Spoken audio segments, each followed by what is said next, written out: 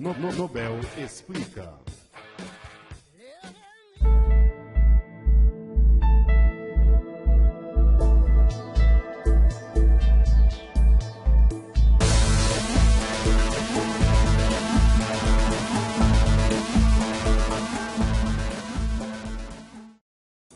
Oi para você que nos acompanha aqui no Nobel Explica, e hoje nós vamos resolver uma questão que é um clássico da dinâmica, na verdade da dinâmica de blocos, né? Dinâmica de blocos, para quem não se recorda, corresponde à aplicação das leis de Newton para a resolução de questões que são típicas do movimento dos corpos, tá ok? Então perceba que nós temos 3 blocos e já para início de ilustração nós temos uma força cuja intensidade é de 50 newtons. E aí nós vamos propor, para ilustrar essa circunstância, massas para os corpos A de 3 kg, para o corpo B de 5 kg e para o corpo C de 2 kg, ok? E o nosso objetivo é bem simples. Nós queremos descobrir, na ausência do atrito que existe entre o solo e os blocos, quanto que é a força que existe de contato entre eles e qual é o valor da aceleração que atua no sentido de mover esses blocos todos, ok? Então acompanhem com a gente esse exemplo. É bom lembrar a vocês que existe um roteiro de resolução.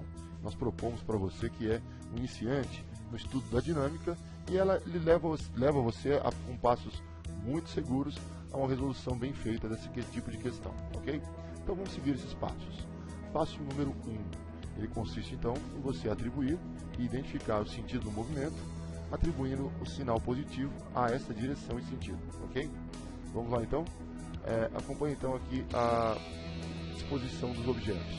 Aqui nós temos a força de 50 newtons, você já viu no slide anterior da animação que todo mundo se move para a direita e, portanto, todas as forças que futuramente vierem a movimentar esse corpo ou aplicar a esse conjunto de corpos, ser aplicadas a esse conjunto de corpos, elas devem ter sinal positiva se estiverem orientadas para a direita, ok?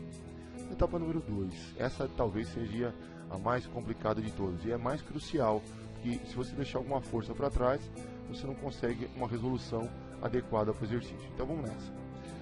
Veja, primeiro nós temos a força que já naturalmente atua e move todos os blocos, mas nós não temos noção das forças que existem entre eles. Então a gente não pode esquecer que o movimento acontece para a direita e todas as forças que estiverem orientadas para cá são positivas. Comecemos então pelo bloco C. Por que o bloco C se move? Por um motivo óbvio, porque ele está encostado no bloco C. Assim, o bloco B exerce uma força em cima de C. Por isso, naturalmente, a força de B e C. Se você não tem muita habilidade ou não acha muito apropriado ficar criando letras, códigos e assim por diante, chame com um nome mais simples, chame de força 1 ou força 2, a sua escolha, tá bom? Mas se o bloco B exerce força sobre o corpo C, naturalmente o corpo C exerce força no sentido contrário. Assim sendo, as forças de interação já estão atuando. Terceira lei de Newton atuando nesse exato momento. Bom, para o corpo B, por sua vez, sair do lugar, significa que o corpo A, que está encostadinho nele, tem que estar fazendo força. Então vamos separar um do outro e vamos analisar, primeiro, a força que o A exerce sobre o bloco B e, por sua vez, pelo princípio da ação e reação, a força que o bloco B exerce sobre A. E não podemos, naturalmente, deixar de fora a força que está movendo o sistema inteiro, que é essa força D de 50 newtons.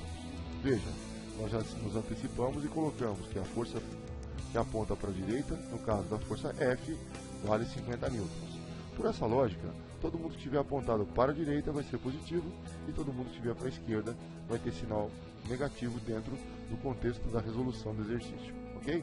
Então a primeira força de B em A negativa, de A em B positiva, de C em B negativa, de B em C positiva, ok? É claro que é difícil você lembrar desse conjunto de sinais e dessa quantidade bastante grande de forças, e por isso que na hora de a gente fazer o passo 3, a gente vai voltar a fazer uma fotografia ou uma reprodução de cada um dos corpos para poder lembrar adequadamente, ok? Você costuma resolver no caderno, no papel, na própria prova do vestibular ou na prova da avaliação sua, seja como for, represente o mais claramente possível, com a maior riqueza de detalhes, porque esse é um dos segredos de uma boa resolução, ok? Etapa número 3, nós vamos agora aplicar a segunda lei de Newton, que é o princípio fundamental da dinâmica, ou seja, força resultante atuando sobre a massa de um corpo produz sobre ele aceleração, ok?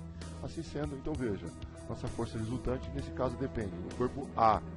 ela depende da combinação da força que o empurra, que vale 50 newtons, e portanto, na hora de contabilizar a força resultante, vai ter sinal positivo, e da força de B em A, que tem sinal negativo dentro desse contexto, ok? Então vamos lá, a massa desse corpo vale 3 kg, então na hora de apurar a massa dele tem que ser 3, e na força resultante nós já escrevemos mais a força de 50 menos a força de B sobre A. A massa vale 3 e a aceleração é A. Perceba, nós não conseguimos resolver essa questão porque faltam duas variáveis. Então, portanto, nós temos que prosseguir contabilizando as demais forças do sistema, ok? Próxima etapa, corpo B. Nós vamos de novo escrever que a força resultante, especificamente para o corpo B, é produto de massa por aceleração. Assim sendo, a massa de B, que vai ser 5, na hora que for contabilizada, vai ser uma combinação de força que A, que é o vizinho dele, que está aqui, exerce sobre ele, e a força que o vizinho da direita, que é o corpo C, exerce sobre ele.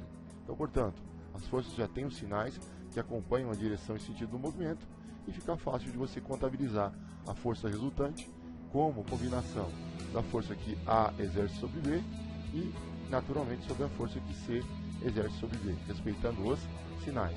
A massa nós atribuímos o valor de 5, está aqui, e a aceleração, infelizmente, ainda nós não temos como calcular, ok? Finalizando, o corpo C também está sujeito à segunda lei de Newton e, portanto, ao representar o corpo C, de todos é o mais simples de se representar, porque sobre ele só age uma força, a força que o vizinho, que é o grandão, o corpo B, que tem massa de 5 kg, age sobre ele. Não esqueçam, o corpo C tem massa de apenas 2 kg. Então, só reproduzindo, força resultante, força de B sobre C. Massa sobre ele, 2 kg. Aceleração que o sistema apresenta, desconhecida ainda, ok?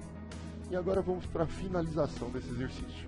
Na etapa 4, nós resolvemos o sistema obtido pela aplicação da segunda lei de Newton a cada um dos corpos, ok? Então vamos listar as 3 equações, uma sobre a outra, e vamos somá-las. É bom lembrar que na hora de você somar as igualdades, as forças de B em A e de A e B são iguais. São forças de ação e reação. Não se cancelam na prática, mas algebricamente, quando somadas, sim, podem ser canceladas. Da mesma maneira que força de B sobre C e de C sobre B são idênticas e, portanto, atuando em corpos diferentes, não se cancelam, mas algebricamente podem sim se cancelar, ok? Então, somando 3A, 5A e 2A, deve oferecer para a gente um cálculo de 10A. Da mesma maneira que o 50 que sobrou na adição das equações do lado esquerdo está presente então na equação de solução.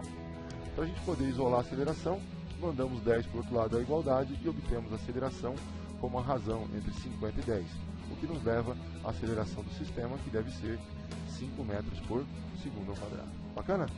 Agora, nós já calculamos um dos fatores que nós precisávamos de calcular, que é a aceleração, mas ainda resta o cálculo das forças de contato. Então, para isso, vamos separar uma região da nossa área de trabalho e escolher quais equações que nós devemos usar. Veja, de posse da aceleração, essa primeira parece ser uma boa candidata, porque uma vez aplicada a aceleração, nós obtemos a força de B em A.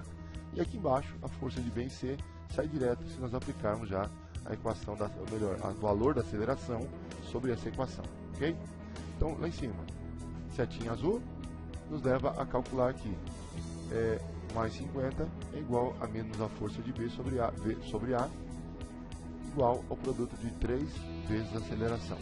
Veja, nossa aceleração vale 5, aplicando onde já existe a aceleração o valor de 5, nós ficamos com 3 vezes 5, que devem resultar em 15. Mandando 15 no primeiro termo da igualdade, nós vamos ficar com 50 menos 15, e naturalmente a força de B em A muda para o lado direito da igualdade. Assim sendo, 50 menos 15 deve ser a força de B em A, que resulta para a gente em 35 newtons. Bacana? Deu um pouquinho de trabalho, mas é algebrismo puro. Se você for atencioso, você não deve cometer muitos enganos, ok? Então lá vamos nós. A última equação, força de B em C igual a 2A.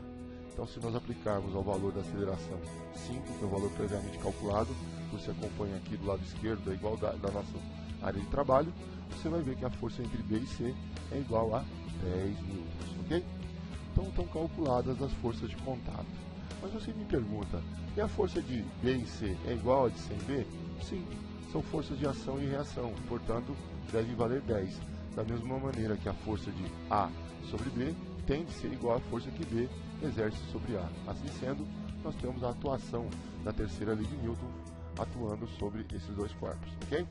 Sobre os três corpos, corrigindo. Bom, tomara que você tenha aproveitado, curtido, né, e que seja útil para os seus estudos. Um grande abraço, até breve. Tchau, tchau.